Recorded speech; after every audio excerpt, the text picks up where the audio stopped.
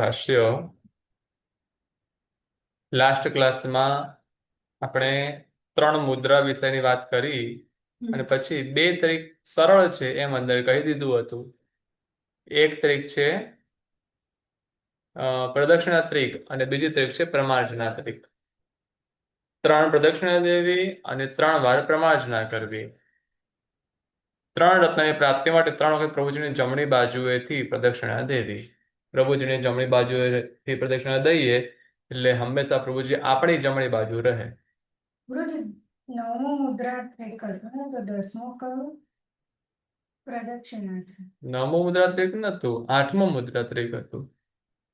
9મો પ્રદક્ષિણા ત્રિક અને 10મો પ્રમાર્જના ત્રિક. ને ઓલું આગળ વચ્ચે પ્રદક્ષિણા ત્રિક સેકન્ડમાં જ આવી જાય છે, ખ્યાલ છે? હા, એટલે તો એટલે એની બે વાત. સેકન્ડમાં આવી લખી ઓકે, લખી. તો પછી 9મો તો 10. મુદ્રા ત્રિક અને છેલ્લું પ્રમાર્જના ત્રિક.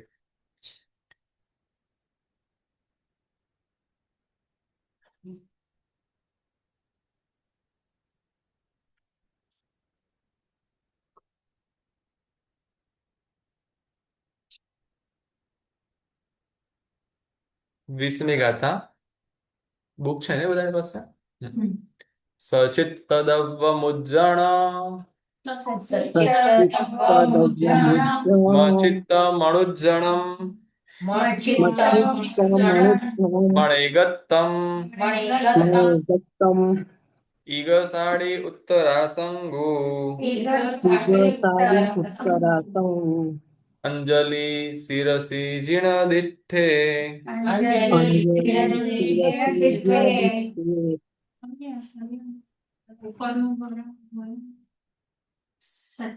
સચિત્તદવ્વમુજ્જણ મચિત્તમણુજ્જણમ મણિગત્તમ ઈગસાડી ઉત્તરાસંગુ અંજલિ શિરસી જીણદિઠ્ઠે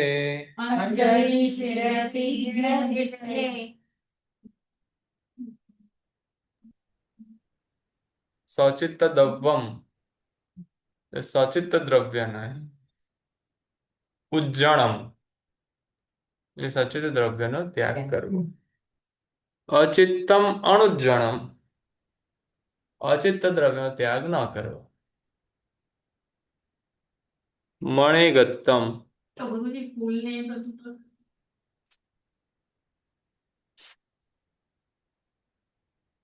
જોઈએ આપણે વિવેચનમાં જોઈશું. ત્યાગ કરવો એટલે કે ત્યાં મૂકી દેવું, પ્રભુજીને ધરવું. એટલે જોઈએ હજુ કહી રહ્યા છે અંદર. મણિગત્તમ એટલે મનની એકાગ્રતા. મણ એગત્તમ આમાં લખ્યું છે શબ્દાર્થમાં. મણ એગત્તમ એટલે મનની એકાગ્રતા. ઈગ સાડી એટલે કે એક સાડી. એક સાડી એટલે કે એક સાડી ના, આમાં એક સાડી. સાટી એટલે કે વસ્ત્ર. એક એટલે કે આખું એક એક વસ્ત્ર. એક વસ્ત્ર મીન્સ કે એને ફાડીને જોડીને એવું કરેલું નહીં, એટલે કે આખું વસ્ત્ર, અખંડ વસ્ત્ર. પછી ઉત્તરાસંગો એટલે કે ઉત્તરાસંગ. ઉત્તરાસંગ એટલે કે ઉત્તર વસ્ત્ર એટલે ખેસ.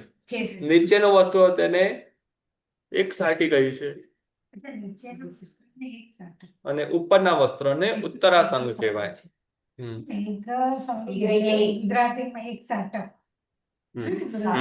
એક સાટક એટલે એટલે મહાત્માને પણ ઉત્તર પટ્ટો હોય ને, ચોલ પટ્ટો ને ઉત્તર પટ્ટો, તો જે ઉપર જે ખેસ જેવું હોય તેને ઉત્તર પટ્ટો કહેવામાં આવે.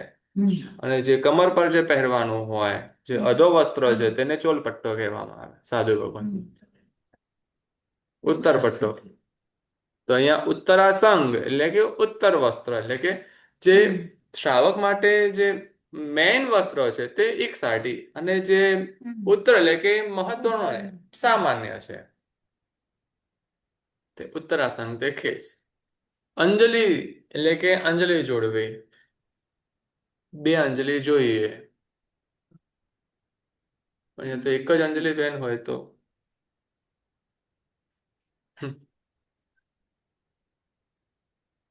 અંજલિ એટલે કે હાથ. 2 હાથ જોડવા તેને અંજલિ કહેવામાં આવે છે. અને ક્યાં જોડવી?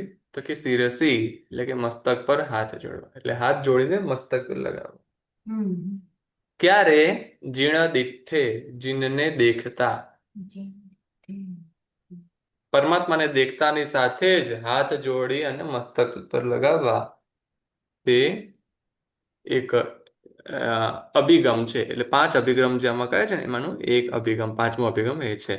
હવે અમે ગાથાના શબ્દાર્થ અને પછી વસ્તુ છોડી સચિત્ત દ્રવ્યનો ત્યાગ, અચિત્તનો ત્યાગ નહીં, મનની એકાગ્રતા, એક સાટિક ઉત્તરાસંગ અને જીણ દીઠે અંજલિ શિરસી, જીણેશ્વર પ્રાર્થના દેખતા મસ્તક પર અંજલિ. જોઈએ આ બધું ગાથાર્થ વિશેષાર્થ. સચિત વસ્તુ છોડી દેવી, અચિત વસ્તુઓ રાખવી, મનની એકાગ્રતા, એક સાટક ઉત્તરાસંગ. એક સાટક અને ઉત્તરાસંગ આવે પાછું એક જ આવે, કેમ કે બંને કપડા જ છે ને. અને જીણેશ્વર પ્રાર્થના જોતાની સાથે જ મસ્તકે અંજલિ જોડવી. આ શું? આ 5 અભિગમ છે. આ 5 અભિગમ સાચવવાના હોય. પરમાત્મા પાસે જઈએ ત્યારે આ 5 વસ્તુ ધ્યાનમાં લેવાની. પોતાની પાસે ખાવાના પદાર્થો હોય, સૂંઘવાના પદાર્થો હોય, જેમ કે ફૂલ અથવા તો પહેરેલી ફૂલની માળા હોય, આદિ સચિત દ્રવ્યો છોડીને ચૈત્યમાં પ્રવેશ કરવો. જે પ્રભુજીને નથી ધરવું એવું જે કાંઈ પણ છે તે છોડીને પ્રવેશ કરવો. આવું હવે માળાનો પ્રસંગ આવે તેમાં લગગ કરીને લોકો તરત જ દેરાસર જાય ને, તો માળા પહેરીને પહેરીને દેરાસરમાં અંદર જાય. ના જવાનું. હા, એ માળા પહેરીને જાય. એ તો માળા જો પરમાત્માને ધરે તો પોતાનું નિર્માલ્ય થયું, એટલે પોતાની અશુદ્ધ માળા થઈ. અને પરમાત્માને ન ધરે તો એ સચિત દ્રવ્ય છે, તો એ પોતે ન વાપરી શકે. એટલે એ માળા પહેરીને ના જવાય, માળા ઉતારીને જવું. માળા જો આર્ટિફિશિયલ મોતીની હોય તો પહેરાય. આર્ટિફિશિયલ મોતીની માળા કોઈ લગ્ન ટાઈમ પર ન પહેરે, રિયલ ફ્લાવર્સની જ પહેરે ને. એ ઉપર ઉપર જડેલા હોય એવું બધું હોય, પણ મેન તો રિયલ ફ્લાવર્સ જ હોય. તો પછી એ માળા પહેરીને ન જવાય. પણ અજ્ઞાનવશ પછી દેરાસરમાં જાય, દર્શન કરે, ફોટા પડાવે, આલ્બમમાં એડ કરાવે, બધું કરે અને મેં આશાતના કરી એની મેમરી યાદ રાખે. પણ એ આશાતના એવી મેમરી યાદ ના રાખવી, એટલે આશાતના ના થાય તે. એટલે આવું આપણે કોઈક પ્રસંગોથી આપણે આવું કરતા હોઈએ. પણ એ ન કરવું જોઈએ. દેવો પરમાનન્ટ માળા પહેરતા હોય ને. હવે એ શું હોય, શું કરવું જોઈએ? આમાં તો શું કહી રહ્યા છે? સૂંઘવાના ફૂલ અથવા પહેરેલી ફૂલની માળા આદિ સચિત દ્રવ્ય છોડીને ચૈત્યમાં પ્રવેશ કરવો. જો તે ચીજો પ્રભુજીની દ્રષ્ટિમાં પડી ગઈ હોય તો તેનો ઉપયોગ કરી શકાય નહીં. એ પણ એક જાતનું પ્રભુજી તરફનું સન્માન અને વિનય છે. તમારા ઘરે મહેમાન આવ્યા, તમે કોઈક ફ્રૂટની ડીશ લઈને બેઠા છો, હા, મહેમાન આવ્યા, તો તમે શું કહેશો? લો, વાપરો.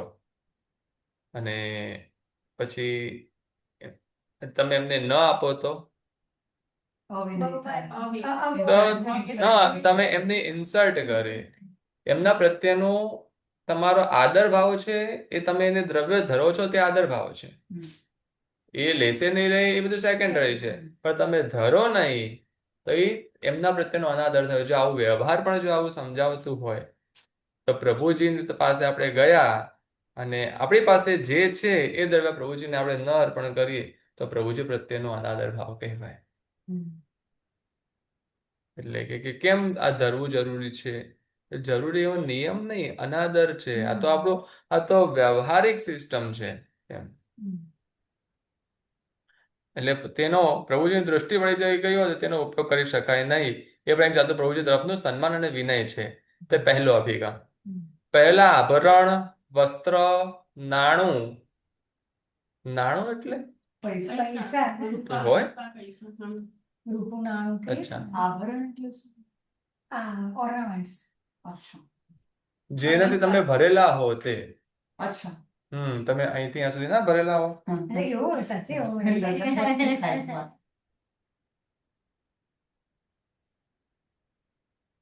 આભૂષણ, જ્વેલરી, તે ન છોડવા.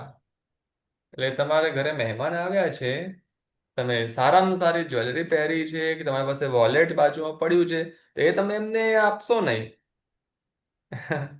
પણ મીઠાઈ છે, ફળ છે, ભોજનની થાળી છે તે ધરશો.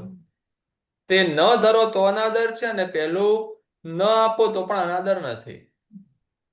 હા, પછી હવે એમાં આવે છે ને તમને એમને આપવું છે, તેમાંથી તમે તમારા પાસે વોલેટમાંથી તમે એક નોટ આપો કે એન્વલપ આપો, પછી ખુશી ભેટ રૂપે તમે કોઈક વસ્તુ આપો, એ તમારી ઈચ્છા છે. એ તમારા પાસે એટલે બધામાંથી તમે થોડુંક મૂકો તો પણ એ એમના પ્રત્યેનો આદરભાવ છે, અને એક તમારા એ પ્રેમ સંબંધને વધારવા માટેની એક કડી છે, પણ એ કમ્પલસરીમાં નથી. તમારે અને એમાંથી તમે થોડુંક ધરો તો બીજું ન આપો એનાથી ખોટું પણ નથી લાગતું. એ રીતે પરમાત્માની પાસે જતા આપણે બીજી આપણે પાસે જે કંઈ પણ કિંમતી વસ્તુ હોય એ પ્રભુજીને ધરીએ તો એનાથી એમાંથી પ્રભુજીને ન ધરીએ તો કોઈ એમાં દોષ લાગતો નથી એમ. એટલે તે બીજો અભિગમ થયો. પણ એમાંથી આપણને આપણી ભાવના પ્રમાણે આપણે કાંઈક થોડુંક મૂકવું છે તો મૂકી શકીએ છીએ.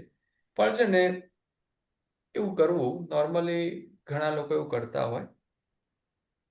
શક્ય હોય ત્યાં સુધી કરવું કે તમારે 5 દિરહમ મૂકવા છે, તમારી પાસે 5ની નોટ નથી, 10ની નોટ છે. આરતીમાં 5 દિરહમ મૂકવા છે, 10ની નોટ છે, અને અંદર બીજા કોઈએ 5ની નોટ મૂકેલી છે, તો તમે 10ની નોટ મૂકીને 5ની નોટ તમે લઈ લો.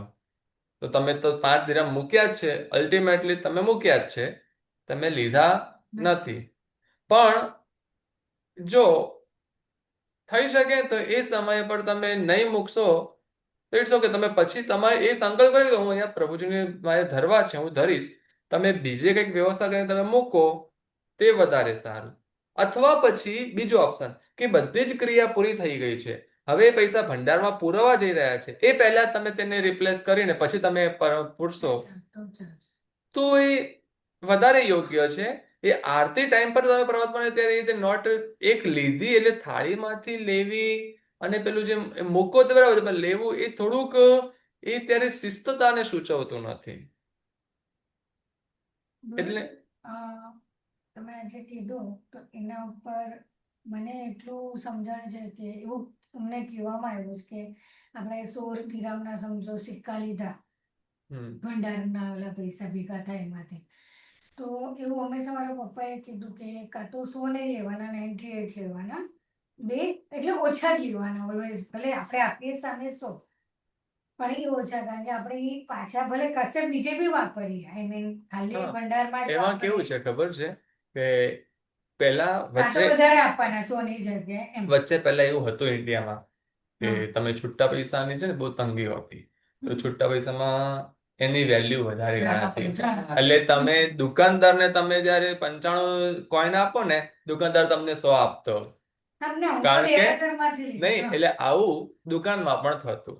એટલે જો એ પૈસા બીજે ક્યાંય વપરાશે છૂટા પૈસા, તો એ પૈસાથી વધારે પૈસા ઉપજવાની શક્યતા છે. પણ જ્યાં એવી સંભાવના ન હોય, હવે આજના સમયની અંદર લગભગ ઇન્ડિયામાં પણ હવે બધું છૂટાવાળું બંધ થઈ ગયું, અને અહીંયા આગળ છૂટામાંથી ક્યારેય તંગી હોતી જ નથી. અહીંયા જોતા હોય એટલા એક્સચેન્જમાંથી મળી જાય, તમને અમુક એટીએમ વગેરેમાં પણ, એટલે અમુક જે કોઈન વાઇન્ડિંગ મશીન મૂકેલા હોય એમાંથી પણ મળી જાય. એટલે છૂટા પૈસા જો ગવર્મેન્ટ પણ એકદમ ફૂલ્લી રિલીઝ કરી રહી છે અને છૂટા પૈસા મળી રહ્યા છે, તો તમારે મૂકવાની જરૂર નથી. પણ ક્યાંય પણ એવું હોય કે ત્યાં આગળ તમે છૂટા પૈસા આપતા એના બદલામાં તમને 2 દિરહમ 1 દિરહમ વધારે મળી રહ્યા છે, મોટી નોટ મોટી આવી રહી છે, નાને તમે ઓછા આપો તો છતાં મોટો આવી રહ્યો છે, એવું કંઈ હોય તો એના બદલામાં તમે દેરાસરમાંથી તમે સરખું લેશો ને, તો તમે એવું કરી શકો ને. જો હું કાલે મારે એમાંથી મારે સ્વાર્થ સાધવો છે તો એ બધા પૈસા લઈ લઉં અને જેને જોઈએ છે ત્યાં બધે આપતો જાઉં, ત્યાંથી હું મોટી મોટી નોટ લઈ લઉં, તો દેરાસરમાંથી મેં પૈસા લીધા, એનાથી મેં મારા ખિસ્સાની અંદર 5-50 રૂપિયા મેં કમાઈ લીધા. તો ઇન્કમ સોર્સ આવો બની શકે. તો મારા પપ્પા કરતા એવું હતું. આજથી ખાલી 5-7 વર્ષ 10 વર્ષ પહેલા સુધી હતું. આ ઓનલાઈન વાળું જે બધું આવ્યું ને એથી પહેલા સુધી હતું. પછી હવે બધું જે જો યુપીઆઈ આવ્યું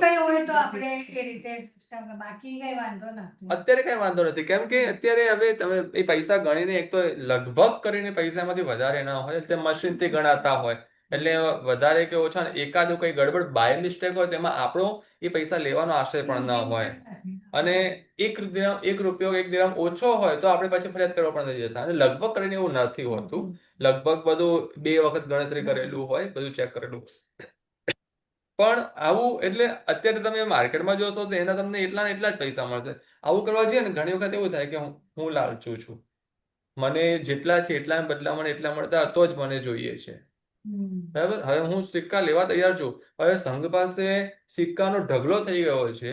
હવે અહીંયા તો આપણે શું કરીએ, અહીંયા સિક્કા બધા આપણે સંઘમાં બધા લોકોને આપી દઈએ અને દુકાનમાં પણ આપણે આપી દઈએ છીએ. પણ હવે એવું બને કે આપણી પાસે બહુ બધા સિક્કાઓ ભેગા થતા દુકાનવાળા ન લેતા હોય તો આપણને તકલીફ થઈ જાય, આટલા બધા સિક્કાઓનું કરવું શું? તો એ સમયે આવો નિયમ હોય કે ના 2 રૂપિયા વધારે આપવાના, હું તો લેવા ના જાઉં, તો પણ એમને તકલીફ વધી શકે ને. એટલે વ્યવસ્થા રૂપે જો આપણે જોવા જઈએ તો પણ એને જો એમાંથી 1 રૂપિયો ઓછો નથી કરી રહ્યા તો દોષ નથી. આપણે સ્વેચ્છાથી આપણને મૂકવું છે તો આપણી પોતાની ઈચ્છા છે કે કદાચ મને આટલી સગવડતા મળી તો એ સગવડતા રૂપે હું અહીંયા રૂપિયો મૂકી દઉં, એ પોતાની ઈચ્છા છે.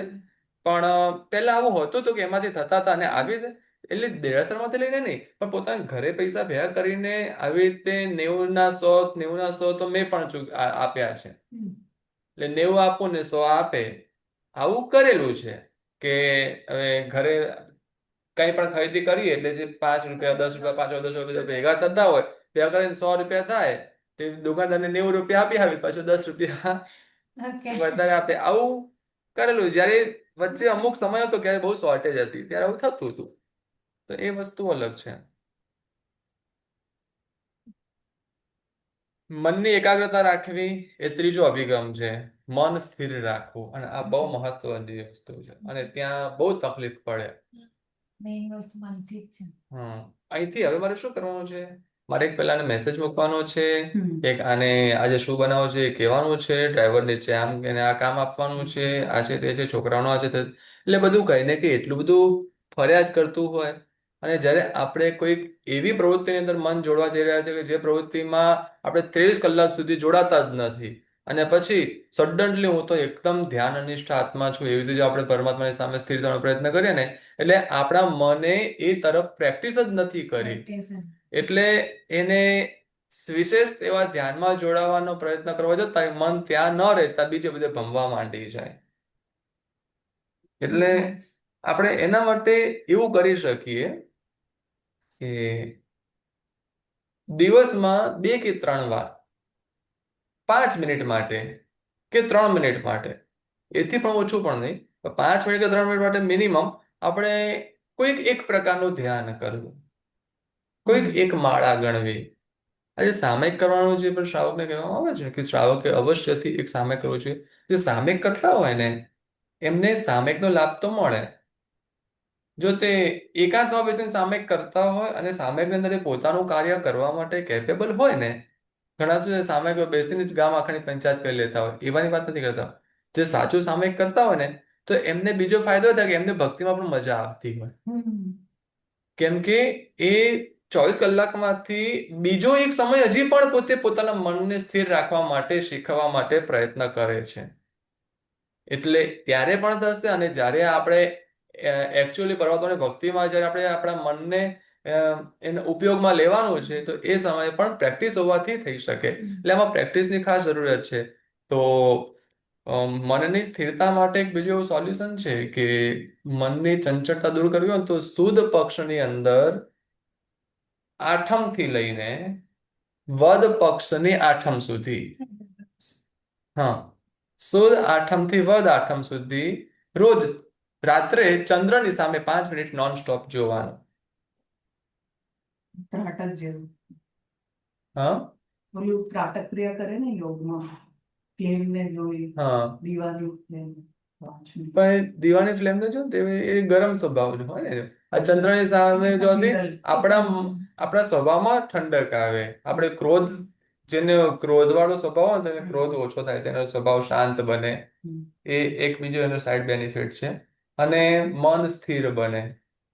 તો એટલે જ્યારે જેટલી રીતે મન સ્થિર બને એવા પ્રકારના પ્રયત્ન કરીશું અને પછી આપણે જો પ્રભુ ભક્તિના એ જે કોઈ પણ વિશેષ આપણે કાર્યો કરીએ તેમાં આપણું મન વ્યવસ્થિત સ્થિર થઈ શકે. અને મન સ્થિર થાય તો એ અભિગમ પૂરો થાય. એટલે અભિગમ પૂરો કરવા માટે કારણ નહીં પરંતુ એનાથી આપણને લાભ છે. બાકી દેરાસરમાં ગયા પછી જો ભક્તિમાં ભાવ વિશેષ નથી જાગતા તો ક્રિયા કરી વચનથી પણ અને કાયાથી પણ મનથી ન થઈ એટલે જે મેન બેનિફિટ છે ને એ ચૂકી રહ્યા છીએ. મહેનત વાળું કામ છે પણ કરીએ તો લાભ છે. બંને છેડે દસીઓ વાળું અને વચ્ચે ન સાંધેલું એવું અખંડ ઉત્તરાસંગ એટલે ખેસ રાખવો, તે ચોથો અભિગમ છે. ખેસના બંને છેડે રેસા હોય, એવો ખેસ હોવો જોઈએ, છેડેથી બોટેલો ના હોવો જોઈએ. છેડા લટકતા હોય. અત્યારે તો બોટીને પાછી એક બીજી એવા રેસાઓની દોરી આખી લેસ લગાવવામાં આવે છે. પણ એ રેસાઓ છૂટા છૂટા હોય ને, બહુ ગેપ પર હોય, અને એની અંદર પાછા એ લેસની અંદર મોતીઓ બધું ભરી દીધેલું હોય, તો કાંઈ જ મતલબનું નથી. પણ એ રેસાઓ નજીક છે અને એ જે મુલાયમ વસ્ત્ર હોય કોઈ પણ ટાઈપનું એવા છે તો ઇટ્સ ઓકે. કારણ કે એનાથી મૂળ આશય આપણો જયણા કરવાનો છે. તમે સાડીમાં છેલ્લે જે લટકણું રાખો ને, એ લટકણું તમે એની અંદર આટલો મોટો દડો લગાવીને રાખો, તો એ બધું તમારી પોતાની ચોઈસ. પૂજાના ઉત્તરાસંગમાં તો એટલે ઉપર ઉત્તર પટાવા કે એમાં તો તમારી કઈ સી લેસ કે કઈ સ્ટિચિંગ વાળું ચાલે જ ના. સ્ટિચિંગ વસ્તુ અલગ છે. હા, એટલે સ્ટિચિંગ એટલે સીવું ને. લેસ લેસ લગાવે છે, એકચ્યુઅલી લેસ એ સિલાઈ નથી થઈ. એક રીતે એમ સીવ્યું કે બીજી રીતે એ કપડું સાંધ્યું કપડાને નથી ફાડ્યું, કપડાને એમને એમ રાખ્યું છે, અને છેડે ખુલ્લા રૂછા હોવા જોઈએ, તેમાં એક ખુલ્લા રૂછા રૂપે જ એ લેસ મૂકેલા હોય તો ઇટ્સ ઓકે. પણ એ લેસ ખુલ્લા રૂછા રૂપે હોવા જોઈએ, અને એ પણ બહુ વધારે ગેપ પર હોય તો એટલે નજીક હોવું જોઈએ, અને ત્યાં જૈણા પડાવવી જોઈએ. બાકી તમે બાકી ફેશન માટે જે કરવું હોય તો આટલું સાચવીને કરવાનું. એમાં એમ્બ્રોઇડરી વર્ક કરેલું હોય એ ચાલે, એ આખી પૂજા જોડીમાં કરેલું હોય તો એ બધું ચાલે, કારણ કે એમ્બ્રોઇડરી એ સિલાઈ નથી. એમ્બ્રોઇડરીનું મશીન જ અલગ આવે, અને એમ્બ્રોઇડરીની પ્રોસેસ જ અલગ છે. એવા ટાઈપનું કંઈ પણ કરેલું હોય, તમે કોઈ પણ ટાઈપનું વર્ક કરેલું હોય, જરદોશી વર્કમાં કરેલું હોય, જરદોશી વર્કમાં જે તાર વાપર્યા હોય એ કોઈ કેપેબલ હોય તો ચાંદીના વાપરે, કોઈ એથી વધારે કેપેબલ હોય તો સોનાના પણ વાપરે. તો એવું બધું જે કરવું હોય તો એ બધું કરી શકાય છે, કારણ કે એમાં કપડું ફાડવામાં આવતું નથી, કપડું અખંડ રહેવું જોઈએ. તો તે એ ચોથો અભિગમ. જે વસ્ત્રાવામાં શ્રાવિકા હોય, શું કરવાનું? ખાલી શ્રાવક માટે જ. તો શ્રાવિકાઓને જે પાલવો હોય, એ પાલવ પણ બીડ્યા વગરનો હોવો જોઈએ, એમનો છેડો.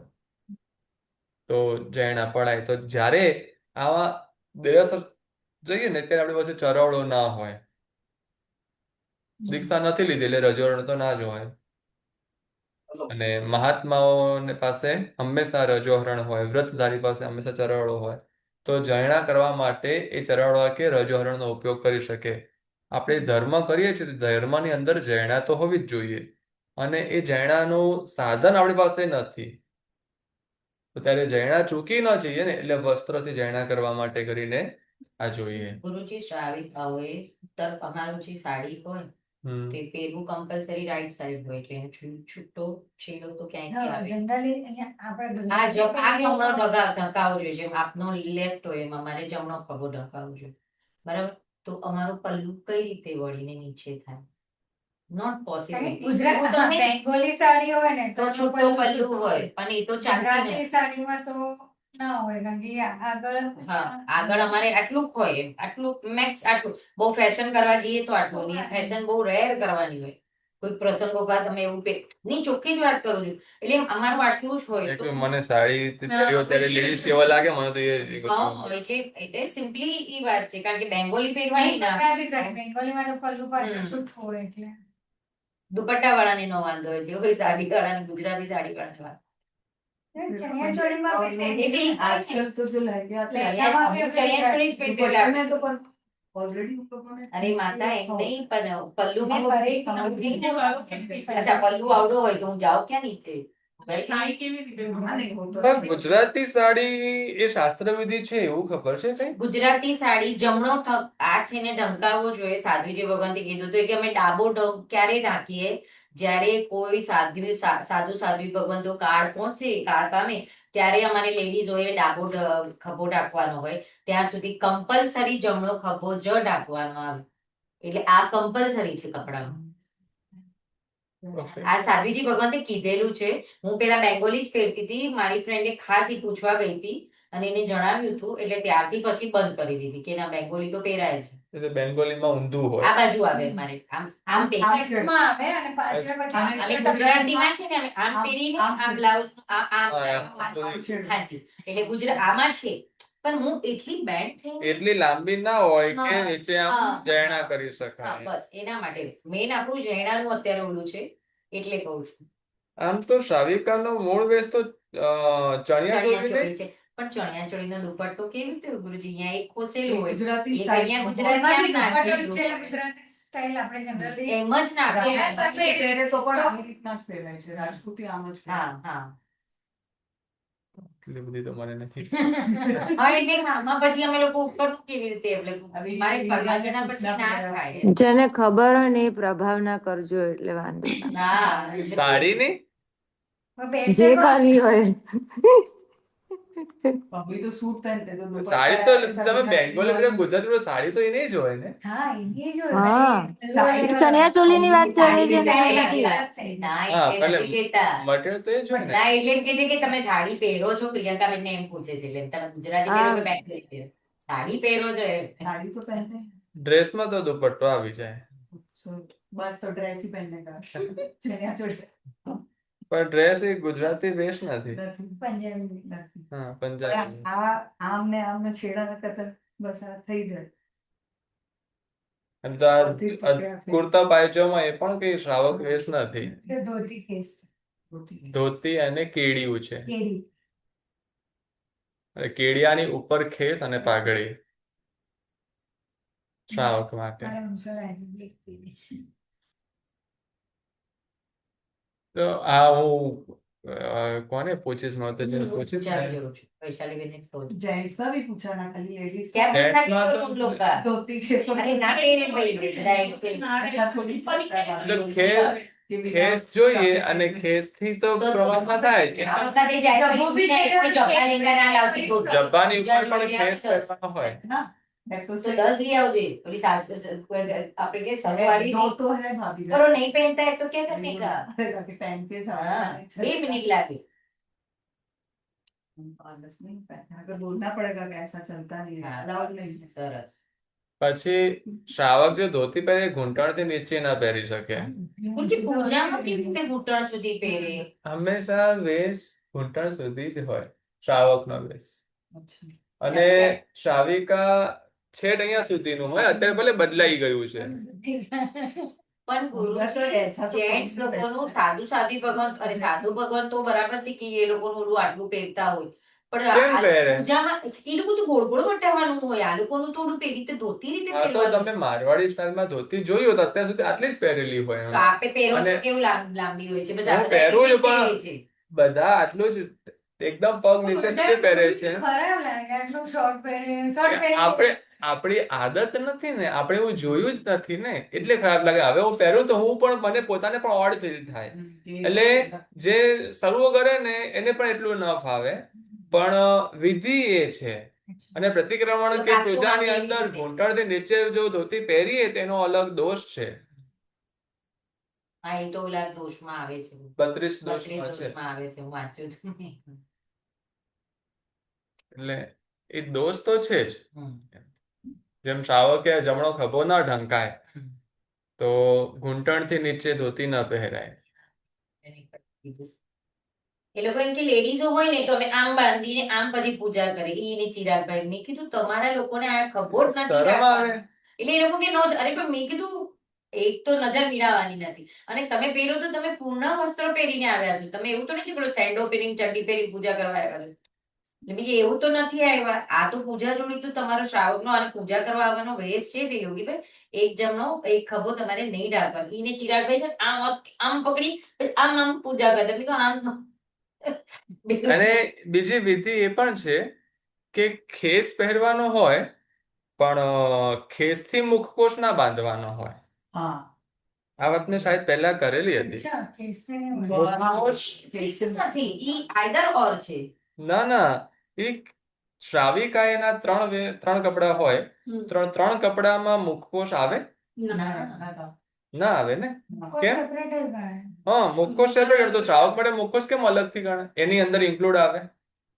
એ લોકોને બે કપડામાં પૂજા કરવાની. હા, તો બે કપડા તો શ્રાવિકાએ 3 કપડામાં પૂજા કરવાની હોય. तो बे कपड़े में रुमाल थोड़ी आता है, એટલે રૂમાલ सारी चीजों extra में જ છે, करने का। counting નથી actually. ऐसा હા, इतना એટલે बड़ा રૂમાલની પૂજાના રૂમાલની કાઉન્ટિંગ નથી અને શ્રાવકે પણ રૂમાલ બાંધવાનો છે, રૂમાલ જ બાંધવાનો છે. જેમ શ્રાવિકા બાંધે એવી રીતે શ્રાવકે પણ અલગથી રૂમાલ જ બાંધવાનો છે. પણ અત્યારે જે બધું પરંપરા ચાલે છે ખેસથી કરવાની, હમ. એ પણ એ સાચી વિધિ નથી, શાસ્ત્ર વિધિ એ પણ નથી. ગુરુજી આપ હું જે કહો પોતે છો કે ખેસથી જ ઉત્તરાયણ બાંધું છું, પણ વિધિ એ નથી. વિધિ રૂમાલથી જ છે. રૂમાલથી બાંધવી તે જ વિધિ છે. રૂમાલ બાંધવો ન કે ખેસ. કેમ કે બે વસ્ત્ર છે તો એના 2 વસ્ત્ર છે.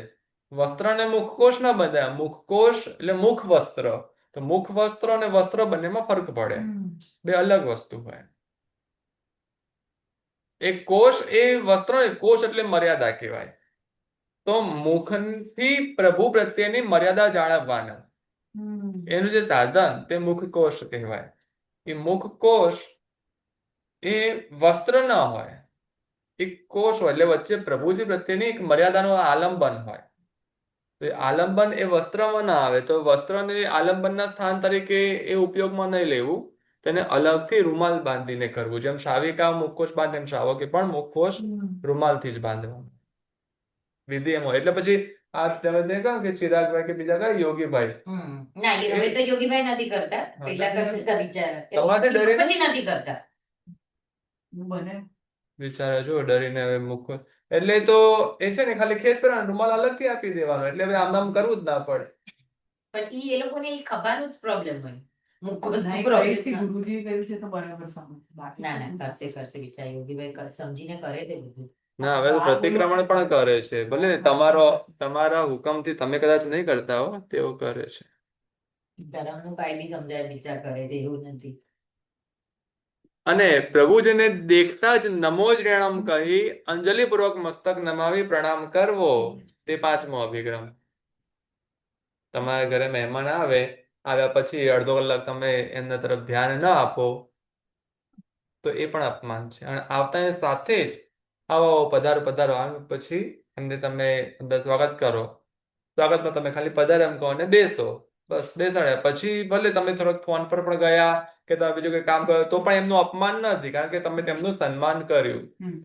તો પરમાત્માને જ્યારે આપણે દેખીએ છીએ તો દેખતાની સાથે જ આપણી અંદર પરમાત્મા પ્રત્યેનો ભક્તિભાવ જાગે, આપણો પરમાત્મા પ્રત્યેનો બહુમાન ભાવ જાગે. એટલે પરમાત્માને દેખતાની સાથે જ પરમાત્માને નમો જયણમ, પરમાત્માને વંદના કરવી. અને પછી એટલે નમો જયણમ ખાલી દેહાસનને જોઈને નહીં, બરાબર. દેહાસનમાં પ્રવેશ કરતા પણ નમો જયણમ બોલવાનું. એમાં ઘણી જગ્યા પર દેરાસર એવું હોય. તમે સુરતમાં શાહપુર દેરાસર દેખો ને, સુરતમાં શાહપુર છે. સુરતમાં ક્યાં? હા, સુરતમાં શાહપુર. એટલે શાહપુર છે ને એ એરિયા છે, બહુ નાનકડો એરિયા છે, એટલો ફેમસ નથી. ત્યાં ચિંતામણી પાસે લોકોનો દેરાસર છે. ચોકથી વડા ચૌટા દેરાસર નામથી વધારે ફેમસ છે. લાકડાનું દેરાસર છે. તો ચૌટા પુલ જતા જે ચૌટા પુલ નહીં, તમારે ચોકથી કતારગામ સાઈડ આવો ને, ખાલી તમે થોડુંક જ આગળ આવો એટલે અંદર ગલીમાં છે. એક લાકડાનો બહુ બહુ પ્રાચીન દેરાસર બહુ છે. પ્રાચીન છે. હા, એ જ. યાદ તો આવ્યું. 1 રૂપિયાનું બનેલું દેરાસર છે. તો બહુ મોટું જબરદસ્ત બહુ દેરાસર મોટું છે. છે. એટલે 1 રૂપિયા એટલે કે નાનું મોટું દેરાસર નથી. બહુ મોટું છે ને આખું લાકડાનું છે. લાકડાનું દેરાસર છે. ગુરુજી 1 રૂપિયામાં દેરાસર કેવી રીતે એ બને? ટાઈમે રૂપિયાની કિંમત એવી હશે. ના ના, નહીં? એમ એવું હતું કે એક શેઠને એ સ્વપ્ન આવે ને પ્રભુજી પ્રાપ્ત થયા ને બધું થયું હતું.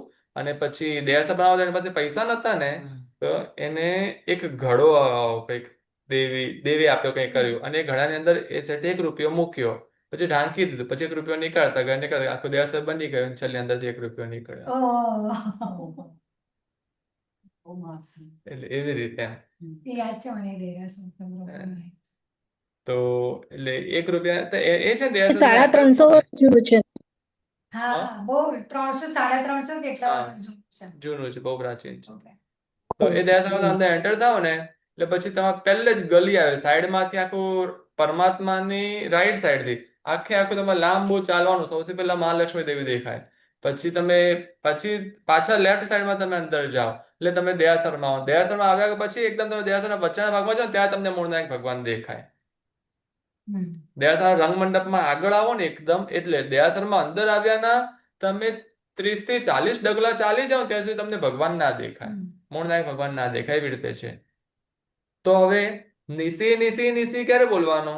તો કે તમે દયાસરમાં પ્રવેશ કરો ત્યારે. પણ ત્યાં દયાસરમાં પ્રવેશ કરતા ભગવાન દેખાય એવું જરૂરી પણ ના હોય. ક્યાંક દયાસરમાં દેખાય અને ક્યાંક દયાસરમાં ન પણ દેખાય. કારણ કે દયાસરની ગોઠવણ એવા પ્રકારની, એની રચના એવા પ્રકારની હોય તો ન પણ દેખાય.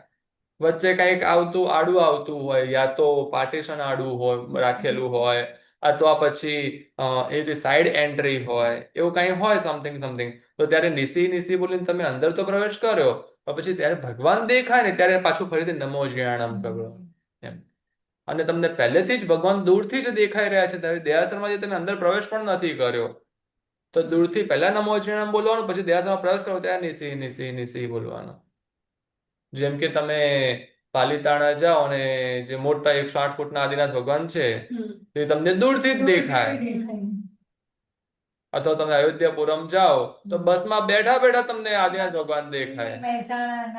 હા, મહેસાણા સિમંદર સ્વામી ભગવાન, કારણ કે બોર્ડ કેટલું મોટું રાખે, એટલું મોટું બોર્ડ રાખીને આખું કવર ન કરે તો એટલે તમને દેખાય. તો એટલે જ્યાંથી ભગવાન દેખાય ત્યાં નમો જ્ઞાનમ, અને જિનાલયમાં પ્રવેશ કરીએ ત્યારે નિસિહ નિસિહ નિસિહ એ રીતે કરવું. અને નોર્મલ દયાસનમાં લગભગ બંને નજીકથી સાથે જ બનવું, બાજુમાં જ્યાંથી નિસિહ બોલીએ ને ત્યાંથી જ ભગવાન દેખાય. આવું નોર્મલી વધારે પડતું આવું હોય, તો ક્યાંક ક્યાંક આવું ન પણ હોય ત્યારે નિસિહ બોલવાનો પર્પસ પરમાત્માના દર્શન થતા, નમો જ્ઞાનમ બોલવાનો પર્પસ પરમાત્માના દર્શન થતા, અને નિસિહ બોલવાનો પર્પસ જિનાલયમાં પ્રવેશ થતા. એ રીતે હોય છે. તે પોઈન્ટને નોટ રાખવો એમ. એટલે ત્યારે અંજલિ જોડીને મસ્તક નમાવીને પ્રણામ કરવા, તે 5મો અભિગમ છે. આ 5 અભિગમ છે જિનેન્દ્ર પ્રભુ પાસે જતા સાચવવાના છે. આ 5 અભિગમ અલ્પ વૃદ્ધિવાળા શ્રાવકને ઉદ્દેશીને ગયા છે. પાછા 5 અભિગમ બે રીતે છે. ધનવાન શ્રાવક માટે, રાજા વગેરે શેઠ માટે અલગ, તમારા માટે આ બધા નથી, એ બીજા આવશે, એ છે. અને આ જે પાસે અલ્પ વૃદ્ધિ હોય, પેલો આપણે સ્ટોરીઝમાં જોઈએ ને, એક ગરીબ બ્રાહ્મણ હતો, એ કેટલાય પણ પેઢી એની થઈ ગઈ હોય, એક ગરીબ બ્રાહ્મણ જ હોય, તો કોઈક બિચારો હોય તો એને ઉદ્દેશીને આ 5 અભિગમ છે. પોતાને ખાવાની કે પીવાની કે સૂંઘવાની ચીજો અચિત્ત હોય તે પણ પ્રભુની દૃષ્ટિ ન પડે એમ ચૈત્યની બહાર છોડીને પ્રવેશ કરવો. હવે અચિત્ત ઉપરથી પાછી એવું નહીં કે ચાલો હવે તો તમે મીઠાઈ લઈ ગયા છે તો અચિત્ત છે તો ભગવાન સામે લઈ જાય પાછી લેવાય ના. ભોજનની કોઈ પણ વસ્તુ અથવા સૂંઘવાની કોઈ પણ વસ્તુ જે પોતાના શરીર માટે વાપરવાની જે કોઈ પણ વસ્તુ હોય તે અચિત્ત હોય તો પણ તે પરમાત્માની નજર સામે ન લાવવું એમ. સૂંઘવાની બી નહીં લાગે, પેલો ડ્રિંક બોટલ આવે છે આપણે સૂંઘવાની, એમાં કોઈ લિક્વિડ કાંઈ નથી, ડ્રાય બધા હર્બ્સ જ છે. તો એવું બી કાંઈ લઈ ગયા હોય તો પછી કેમ કે તમે મોઢાથી શરીરમાં નાખો કે નાકના વાટે શરીરમાં જાય તો શરીરની અંદર જ છે ને, એટલે એક પ્રકારનું આરોગ્યનું સાધન જ થયું ને. એટલે અને જો દૃષ્ટિગત થઈ ગઈ હોય તો તે ચીજો પોતાના ઉપયોગમાં લઈ શકાય નહીં. એવી આચરણા પણ પ્રભુનો લોકોત્તર વિનય સાચવવા રૂપ છે. એટલે આ પ્રભુનો લોકોત્તર વિનય છે. અને દેવદ્રવ્યનું થઈ ગયું એટલે દેવદ્રવ્યનું એટલે પ્રભુનો લોકોત્તર વિનય સાચવ્યા, પ્રભુને અર્પણ કરી દીધું એટલે લોકો, એટલે એ દેવદ્રવ્ય. હવે તમારા ઘરે તમે નગરમાં રહો છો અને નગરના રાજા છે અને રાજા તમારા ઘરે આવ્યા અને તમે જમવા બેસી રહ્યા છો, તમે થાળી છે એમાંથી તમે એમની સાથે નહીં જમો, તમે આખી થાળી એમને અર્પણ કરશો, એમાં તમે નહીં જમો. પણ તમારા ફ્રેન્ડ આવ્યા તો હા તો એને આપો, પણ એમાંથી પછી 2 ટુકડા પાછા તમે પણ લઈ લો કે આટલું થોડુંક મને હેલો.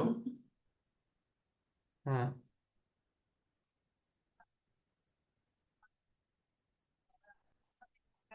સારું, ઓકે, હું ક્લાસમાં છું, બાય બાય. એમ થોડું ટાઈટ બાંધો. કોઈ તો બાંધી દે. અને ઓલી ક્લિપ છે ને એની ક્લિપની જગ્યાએ છે ને કોઈ સેફ્ટી પિન એ વ્યવસ્થિત. ક્લેપ કરીને બીજી વાર આમ ખેંચીને કરો હા. બરોબર છે એ ખેંચાઈ કરે પછી આ કપડું ખેંચાઈ ગયું છે. કપડું ખેંચીને કાંઈ વાંધો નથી એટલું તમારે ટાઈટ ગ્રીપ તો જ રહેશે નજીકમાં રાખશો ને તો કદાચ તો ખુલી જાય છે.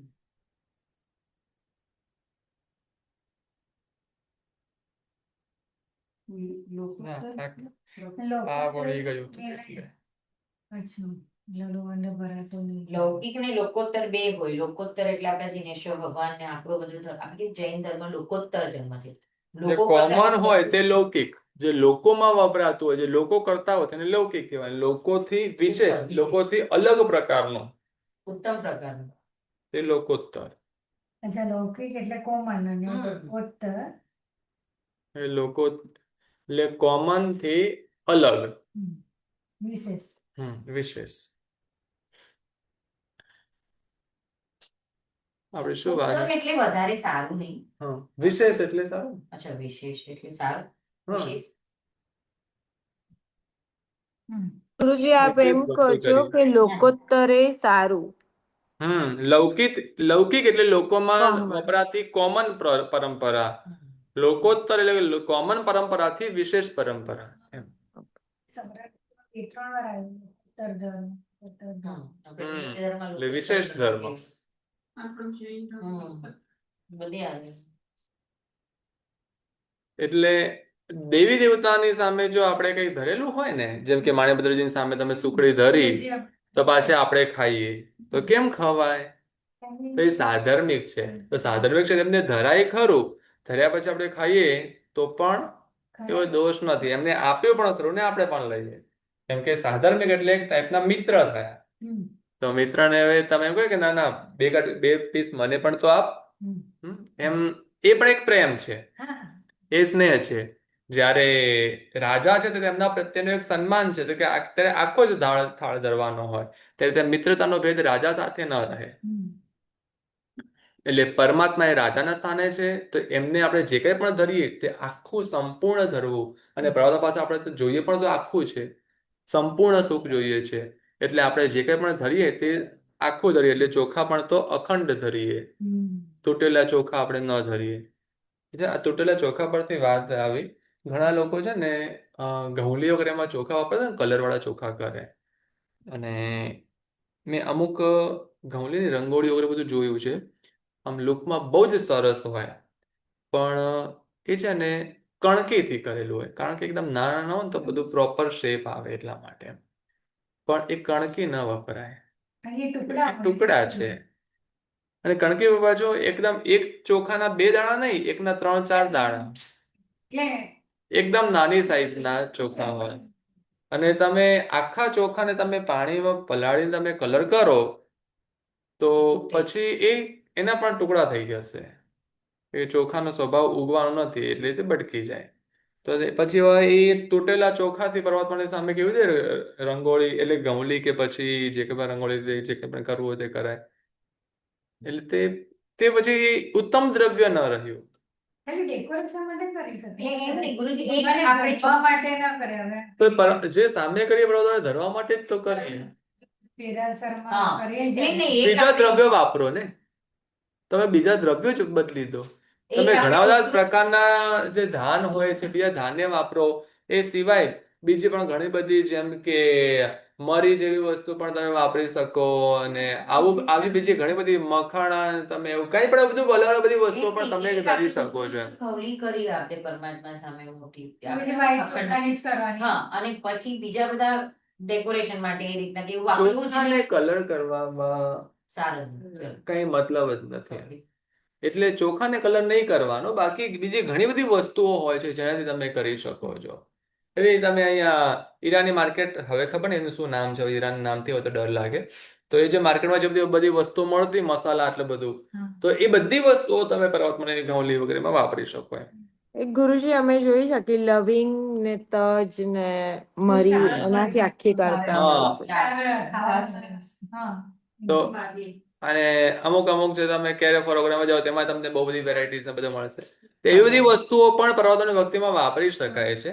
તો એવી તો પછી તમને ઝીણામાં ઝીણું જોતું એવું તો તમને સરસવ જેવા દાણા પણ એવું બધું પણ મળે. તો એ તો ચોખા કરતા નાનું થયું ને કલરફુલ પણ વસ્તુઓ થઈ ગઈ, તો કલર કરવાની જરૂર ને બધી નેચરલ છે, તો એવી બધી વસ્તુઓ ધરીને પણ તમે કરી શકો, એવું બધું કરવું એમ. આપણે દાળો ના વાપરી શકીએ ને, કેમ કે તૂટેલી હોય કે એ વપરાય. જે મગ આપણે અખંડ હોય, મગની દાળ વપરાય કે મગની દાળ નહીં વાપરવાની, આખો મગ આખો વાપરવાનો, મગ વાપરાય. કોઈ પણ દાળ ને નહીં વાપરવી. આપણે ચણા દાળ એક વપરાવાની પરંપરા છે. આમ તો જો કે એ દાણો અખંડ છે, પણ એ તૂટેલું નથી હોતું, કારણ કે એના બે ફાડા હોય ને હા તો બંને સેપરેટ છે. ઓકે. આમ તો એ દાણા તો આખા જ છે. કેમ કે દાળનો એનો સ્વભાવ છે અંદર બે દાણા છે, એટલે એક દાણો અડધો નથી. પણ કોઈક દાળ એવી ને મગની દાળ હોય ને તો એની અંદર દાણા તૂટે બહુ, તો ત્યારે આખા મગ વાપરવા. પણ ચણા દાળ જોશો તો એમાં ચણા બહુ નહીં તૂટે, એ ચણા દાણા આખા આખા જ વધારે રહેતા હોય, તો તેવું વાપરવાનું. એટલે જ તો પરંપરા છે, એટલે તો પીળા કલરમાં ચણાની દાળ વાપરીએ છીએ આપણે નવપદમાં પણ. એટલે જેમાં આખા રહેતા હોય એવા પ્રકારનું દ્રવ્ય પરમાત્માને ધરવું, જે કંઈ પણ ધરીએ. લવિંગમાં પણ એવી રીતના જ ને, એના ફૂલ કદાચ ઓલું ઉપરનું ખરી ગયું હોય તો ઈ ના ચાલે ને, અખંડ હોવું જોઈએ. એટલે એવું જરા એકાદ બે ઠીક છે, પણ નોર્મલી આખા જેવા મળી જાય તો આપણે એ આખા જ ધરવાના. પછી એમાં જરાક પેલું આવી ગયું તો ઇટ્સ ઓકે, કારણ કે આપણો આશય આખું દ્રવ્ય ધરવાનો છે. ખેસ રાખવાનો વિધિ અંગ પૂજા તથા ઉત્કૃષ્ટ ચૈત્યવંદન કરનાર માટે છે. છતાં બીજા પુરુષે પણ પાઘડી અને ખેસ સહિત જ પ્રભુ પાસે જવું, નહીતર પ્રભુ પ્રત્યેનો અવિનય ગણાય. એટલે પાઘડી પણ પહેરવાની અને ખેસ પહેરવાની, નહીતર અવિનય છે. તથા પૂજા વખતે પુરુષે 2 વસ્ત્રો અને સ્ત્રીએ જગન્ને 3 વસ્ત્ર રાખવા. પૂજા વખતે પાછી પાઘડી પહેરવાની વિધિ નથી, ત્યારે કેડિયું પહેરવાની પણ વિધિ નથી, ખાલી ધોતી અને ખેસ. અને પૂજા નથી કરવી, દર્શન કરવા છે તો કેડિયું ને એની ઉપર ખેસ. અંગ પૂજા તથા ઉત્કૃષ્ટ ચૈત્યવંદન વખતે ખેસ અવશ્ય રાખવો. સ્ત્રીઓએ અંજલિ જોડી મસ્તક નમાવવું, પરંતુ અંજલિ સાથે હાથ ઊંચા કરી મસ્તક લગાડવા નહીં. જે અંજલિ કરવાની વાત છે ને ત્યારે આમ નહીં કરવાનું. પણ જય વિરાની અંદર આમ કરી શકો તમે, મસ્તક ઝુકાવીને તમે લલાટ નજીક લાવી શકો છો, પણ આમ કરીને નહીં કરવું એમ. તે પ્રથમ નવમી ગાથાના અર્થ પ્રસંગે કહેવાઈ ગયું છે. તેમજ સ્ત્રીઓ વસ્ત્રાવૃત અંગ વાળી જ હોવી જોઈએ, માટે સ્ત્રીઓને ચોથા પાંચમા અભિગમનો યથા યોગ્ય નિષેધ કયો છે. ચોથો અને પાંચમો અભિગમ કયું? તો કે ખેસ રાખવું તે ચોથું, અને પાંચમો અંજલિ જોડવી, નમસ્કાર કરવા તે. એટલે એમાં તમારે નમસ્કાર કરવાનો, પણ મસ્તક ઝુકાવવાનો, હાથ ઊંચા કરીને નમસ્કાર નહીં કરવાના. પણ જે આપણે ખેસ વાળું વાત કરી એ આપણું જે મેં કીધું પલ્લુની કેવી રીતે કરવું, એનો નિષેધ નિષેધ કરેલો છે. આવી જ ગયો. ના એ ચાલુ તો બધું ક્લિયર બહુ ઘણું કરી દે છે. વસ્ત્રથી આવૃત એટલે ઢંકાયેલું. આવરણ કહીએ ને. સંપૂર્ણ શરીર વસ્ત્રથી ઢંકાયેલું હોય. બીજી રીતે 5 અભિગમ. હવે તમારે માટેની વાત હવે આવી. ઇહ પંચવિહાભિગમો, ઈય પંચવિહાભિગમો, અહવા મુચ્ચંતિ રાય ચિણ્હાઈમ, ખગ્ગમ છત્તો વાણઃ, મૌડમ ચમરે પંચમએ,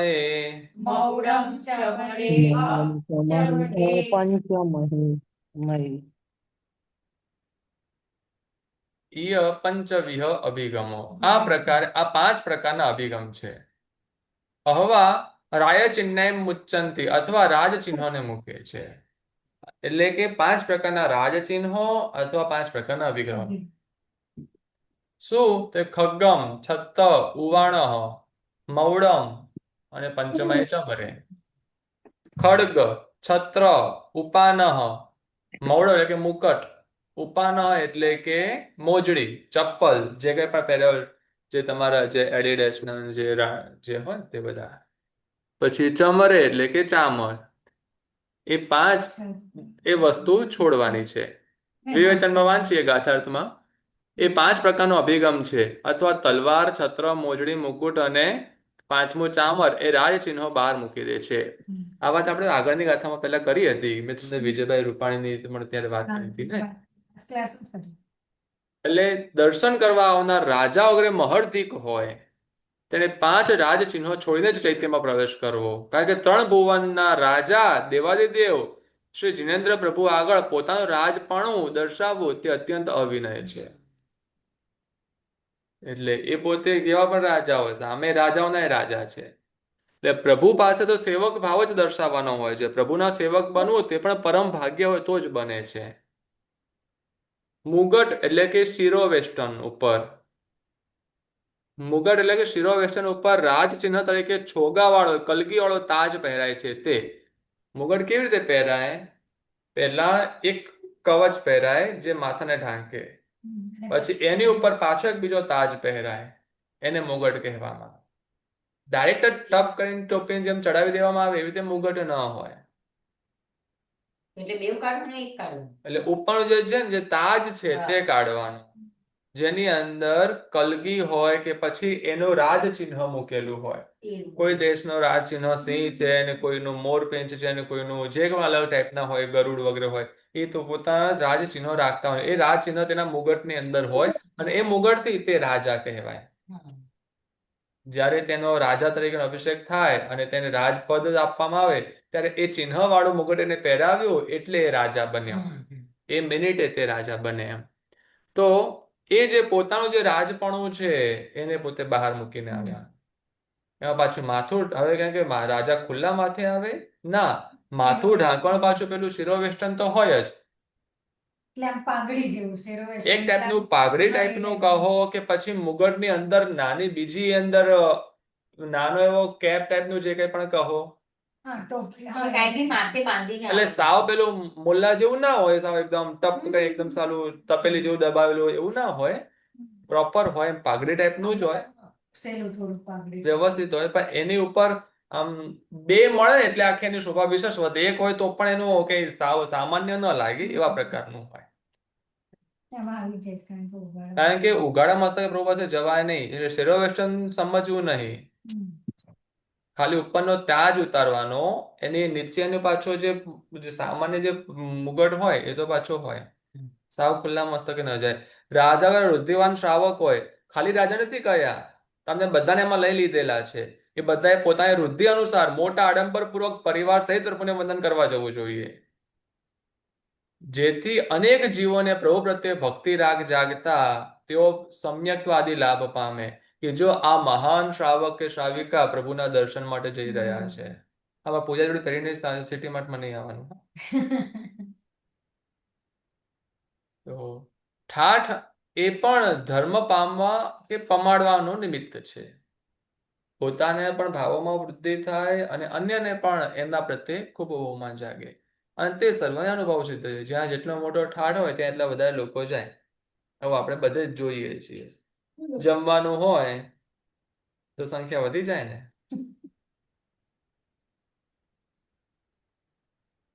એવું હોય છે. એમાં પાછું જો થાળી હજી મોંઘી હોય તો 50+ ની હોય તો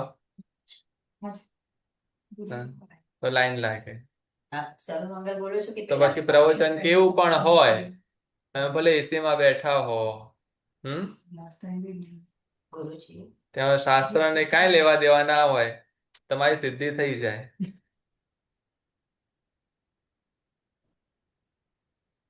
ચાલો, એટલે 5 અભિગમ વિશેમાં તમે જાણ્યો. આમાં તમને કઈ સવાલ હોય તો બોલો. સૌ સાથે મળીને સર્વમંગલ બોલીશું. સર્વમંગલ માંગલ્યમ સર્વકલ્યાણકારણમ સર્વધર્માણામ જૈનમ જયતિ પ્રણામ. પ્રણામ ગુરુજી, જતા મારે પ્રણામ ગુરુજી. ગુરુજી હાથે શું થયું આપને? હાજી, હાથે શું થયું ગુરુજી આપને? થોડુંક દુખે છે, એવું કઈ વિશેષ નથી. એટલે દુખે છે મતલબ સર પડી ગયા કે એવું કઈ ધફાડ વફાડ આવી છે? ના, એટલે ઘણા ટાઈમથી દુખતું હતું, તો પછી એક્સરે કરાવ્યો ને તો અહીંયા વચ્ચે 2 હાડકી વચ્ચે જરાક જે ગેપ હોય ને એ જરાક ઓછો થઈ ગયો છે. તો કીધું કે બેલ્ટ પહેરવાનો એટલે મટી જશે. ઓકે પ્રણામ ગુરુજી. પ્રણામ ગુરુજી. જય જય. ઠાણે